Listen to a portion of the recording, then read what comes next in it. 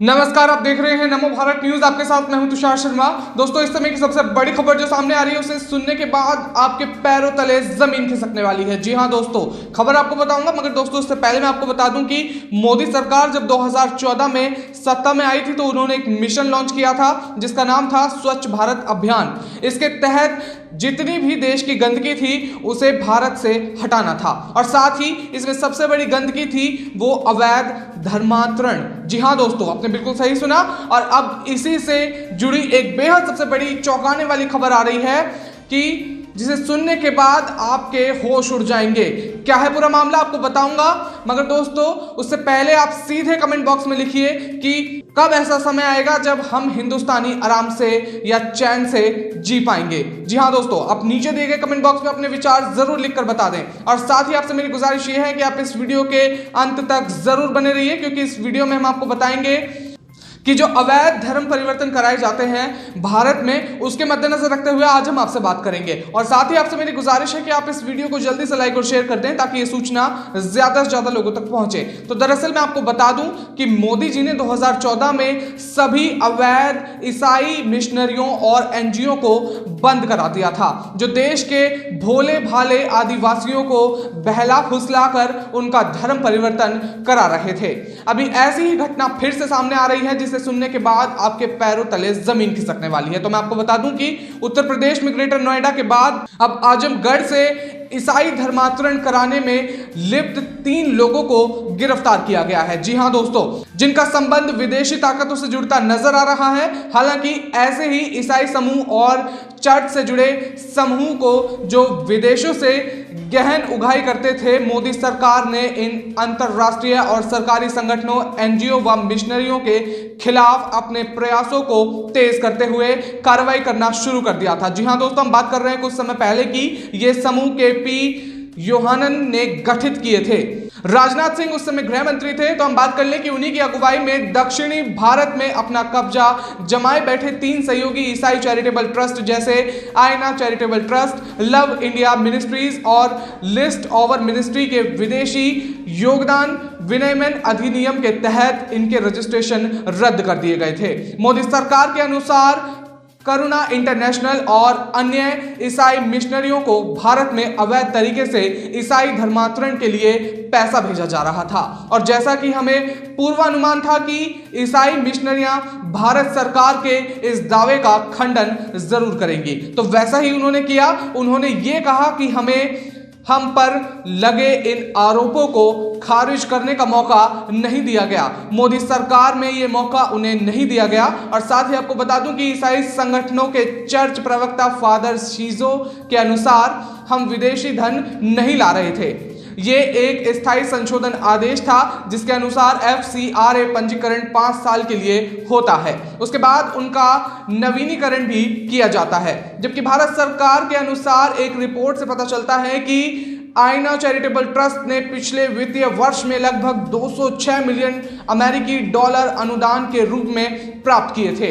एक याद रखने वाली बात तो यह है कि गृह मंत्रालय ने 2016 में 6 ईसाई मिशनरी संगठनों और वर्ष 2015 में 10,011 मिशनरी संस्थाओं के रजिस्ट्रेशन इसलिए रद्द किए थे क्योंकि इन्हें विदेशी से भारी मात्रा में अनुदान मिल रहा था। उस साल की अगर हम बात कर लें तो उस साल की शुरुआत में ही अमेरिकी कांग्रेस के लगभग 100 सदस्यों ने अमेरिका में स्थित चाइल्ड स्पॉन्सरशिप संगठन यानी कि कंपास इंटरनेशनल को भारत में अपना काम जारी रखने के लिए भारतीय गृह मंत्रालय को पत्र लिखते हुए आग्रह किया था।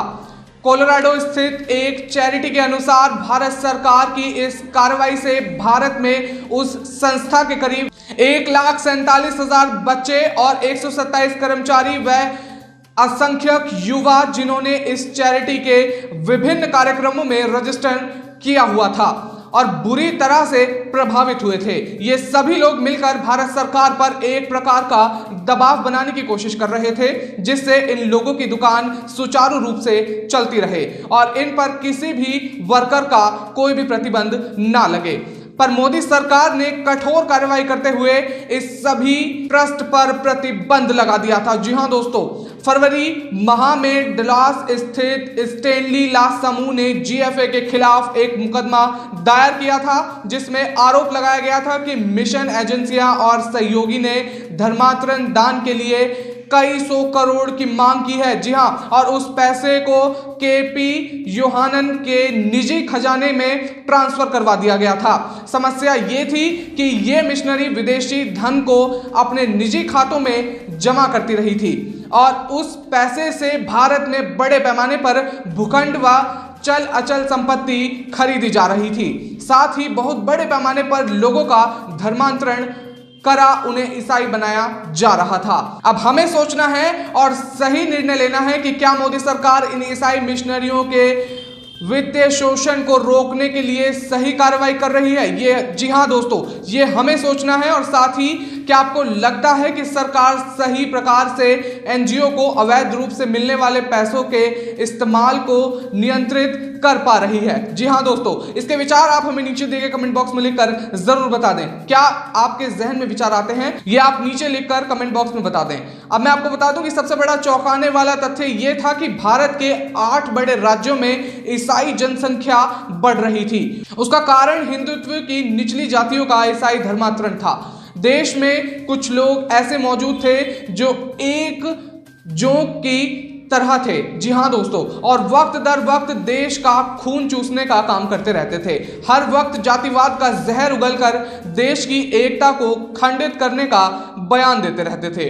हम बात कर लें बंगाल चुनाव और किसी भी राज्य के चुनाव जैसे जैसे पास आ रहे थे, ये काम फिर से शुरू हो गया था। गुजरात चुनाव के वक्त भी कई पादरियों और मौलवियों का देशद्रोह वाला चेहरा देखने को मिल रहा था। जी हां दोस्तों, अभी ऐसे ही एक बिशप थॉमस मेकवान ने चुनाव में चिट्ठी लिखकर ईसाइयों को भड़काने का काम किया था, जिसके बाद अब खुद पीएम मोदी ने मुंह तोड़ जवाब दिया था। उस समय की हम बात कर रहे हैं। और साथ ही आपको मैं बता दूं कि अगर हम बात कर ले जो पालघर में कांड हुआ था, उसके मद्देनजर रखते हुए वहां तमाम साधुओं की मॉब लिंचिंग की गई थी और बावजूद इसके वहां की सरकार उन्हें न्याय तक नहीं दिला पाई थी। तो अब मैं आपको सीधे बता दूं कि जो खबर हमारे पास आई है उसके मद्देनजर रखते हुए आपको बता दूं कि दीदारगंज के डीही कथौली गांव में ईसाई धर्मांतरण कराने के लिए 3 लोग पहुंचे हुए थे, जिन्हें सूचना मिलते ही पुलिस ने गिरफ्तार कर लिया था। और स्थानीय भाजपा नेता अशोक यादव ने इस मामले में थाने में तहरीर दी है और जिसके आधार पर मुकदमा दर्ज कर कार्रवाई की जा रही है। इन तीनों को रविवार 20 दिसंबर 2020 को दबोचा गया। अशोक यादव ने अपनी शिकायत में कहा है कि तीनों गांव में ही एक घर में रुके हुए थे और लोभ लालच देकर लोगों का धर्मांतरण करवा रहे थे। सूचना पर जब वे वहां पहुंचे तो उन्हें भी प्रेयर करने को कहा गया। प्रेयर ना करने पर उनके साथ दुर्व्यवहार किया गया था। जी हां दोस्तों, शोर मचाने पर तीनों वहां से भागने लगे, लेकिन मुस्तैद ग्रामीणों ने उन्हें पकड़ लिया था। आजमगढ़ पुलिस ने मौके से ईसाइयत से संबंधित कई दस्तावेज भी बरामद किए हैं और प्रभारी निरीक्षक संजय ने जानकारी दी है कि पकड़े गए अभिव्यक्ति वाराणसी, जौनपुर और आजमगढ़ के निवासी थे। गांव के ही त्रिभुवन यादव के यहां आयोजित प्रार्थना सभा में तीनों पहुंचे हुए थे। पुलिस इन्हें थाने लेकर गई है और फूलपुर के सीईओ जितेंद्र कुमार ने भी इनसे थाने में पूछताछ की है। आरोपितों के नाम बालचंद जायसवाल, अशोक और नीरज हैं। इसके एक दिन पहले ही उत्तर प्रदेश के ग्रेटर नोएडा में ईसाई धर्मांतरण के लिए एक बड़ा रैकेट का पर्दाफाश हुआ था। आपको मैं बता दूं कि सूरजपुर थाना क्षेत्र में 4 अभिव्यक्तियों को गिरफ्तार किया गया था, जो हिंदू परिवारों को प्रलोभन देकर उनका धर्मांतरण करा रहे थे। गिरफ्तार आरोपितों में एक दक्षिणी कोरिया की महिला भी शामिल है और उस गिरोह का सरगना बताया जा रहा है उसे। जो लोग धर्म परिवर्तन के लिए तैयार होते हैं उन्हें तुरंत मोटा पैकेज भी दिया जाता था। बच्चों की पढ़ाई के लिए किताब से लेकर स्टेशनरी का सामान भी उपलब्ध कराया जाता था। जी हाँ दोस्तों, तो दोस्तों ये थी अब तक की सबसे बड़ी खबर। इसमें आपने सुना कि किस तरह से ये गिरोह पकड़ा गया है। ये 3 लोग पकड़े गए हैं जो धर्म परिवर्तन कराने का काम करते रहते थे। और साथ ही आपने ये भी सुना कि किस तरह से अगर कोई बंदा राजी हो जाता है या कोई व्यक्ति राजी हो जाता है अपने धर्म परिवर्तन कराने के लिए तो उसे मोटा पैकेज भी दिया जाता है। तो ये थी अब तक की सबसे बड़ी खबर। आपसे मेरी गुजारिश है कि आप इस वीडियो को ज्यादा से ज्यादा लाइक और शेयर कर दें ताकि ये सूचना ज्यादा से ज्यादा लोगों तक पहुंचे। तो तब तक के लिए हमारे साथ बने रहिए नमो भारत न्यूज में। धन्यवाद। वीडियो को लाइक, सब्सक्राइब और शेयर करना ना भूलें। अपने विचारों को कमेंट बॉक्स में लिखकर हम तक जरूर पहुंचाइए।